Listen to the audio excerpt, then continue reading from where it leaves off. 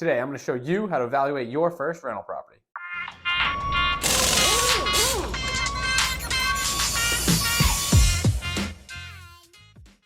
Hey, what's going on, guys? Ryan here from Boselli Brothers Real Estate. Today, we are going to be talking about all things to consider when evaluating a rental property. For the purpose of this video, I'm going to assume you already have your market selected and teams established. So you just received a property that meets your buying criteria. Congratulations. But before you make any decisions, you need to underwrite the deal thoroughly. Here's what you're going to do. Step 1, find ARV and rental comps. What is a property of this exact size selling and renting for in this neighborhood once it's fully renovated? There's two ways to do this. First, get a CMA or a comparative market analysis from your agent. You should also perform a quick analysis to validate the assumptions your agent has given you. When performing your analysis, here are the top factors to consider. Number 1 and most important is your bed, bath, and your square footage. This is going to be the main driving factor in the value of your home. The value of a 2-bedroom versus a 3-bedroom home can be drastically different. Look for opportunities to add bedrooms and bathrooms using unutilized square footage in the home. Next, property condition and amenities. How much work does the property need? What type of flooring, countertops, and appliances does it have? All of these factors affect the desirability and resale value of the home. Distance to the subject property. Now, within a 1-mile radius to the property is ideal, but if there isn't a lot of comparable sales, you can expand that out to about 2 miles as long as you maintain the same zip code. The closer, the better. Time of sale. Again, the more recent, the better. Start within 3 months and expand out to 6 months or a year if there has not been a lot of recent sales. Some additional things to consider: the parking situation, year built, lot size, and type of HVAC. All of these are very important. All of this information can be found on Zillow, Realtor, or any of the other MLS sites. Go to the recently sold tab and you can filter by bed, bath, square footage, and even time since the sale. Keep track of all of these comparables when you're doing your analysis. Keep a detailed spreadsheet with the address, bed, bath, square footage, and any other relevant details. Overall, it's critical to understand the property's ARV before advancing to these next steps. Step 2, look at the pictures of the property received from the listing agent or the wholesaler. Gauge the distress level based on the pictures. Is it a complete burnout or is it just outdated and needs some updating? Very important to note, these pictures will hide discrepancies in the house. They are trying to sell it to you. They are not going to take pictures of the worst possible parts of the house.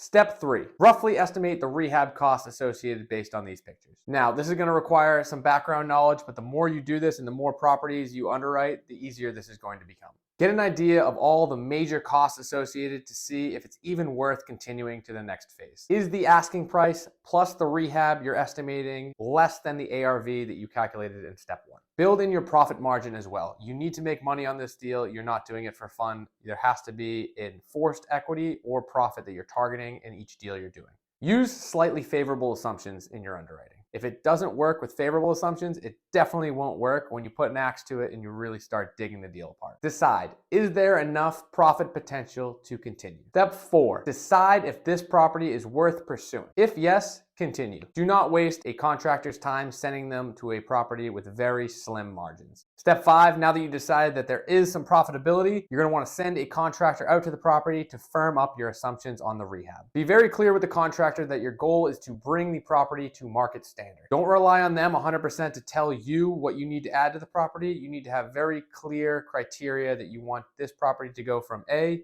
to B. Work with your agent and your property manager to dictate what that market standard is. Make sure you are clear with your contractor that you are looking for unutilized square footage to change into a bedroom or a bath for your value add play. You need detailed analysis of all the capital expenditures. That's your roof, your HVAC, your water heater, your condenser, all of the major costs you could face during your project. After you receive your bid back from the contractor, especially if you're newer into this, you're going to want to add about 10 to 20% as a fudge factor to those numbers to make sure you are very conservatively underwriting your deals. Step 6, reevaluate the deal. Now that you have your ARV, your rehab budget, and your profit margin, you can now back calculate your purchase price that you need to buy the property for in order to make your numbers work. Be sure to think about all the holding costs you're going to be facing as you're doing the project and any closing costs or financing costs associated with the financing of this property.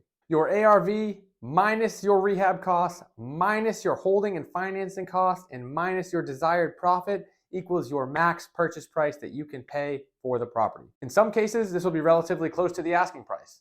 In others, it'll be way off. Do not fall in love with a deal. Fall in love with the numbers. You'll analyze 100 deals to make 10 offers to get 1 under contract. That is okay. It's better to get 1 deal that the numbers really work than get 10 deals with very slim margins. Don't be afraid to make the offer based on your criteria and your criteria only. The the worst they can say is no. And that's going to do it for this one. Please like, comment, subscribe. Check out our website. Subscribe to our newsletter for all things real estate and investing. As always, it is 100% free. That's going to do it. I'm Ryan. See you next time. Yeah. In your home? Home? Oh, I don't like it either. Oh, I didn't like it. In your home. In your home. Yeah. Quiet.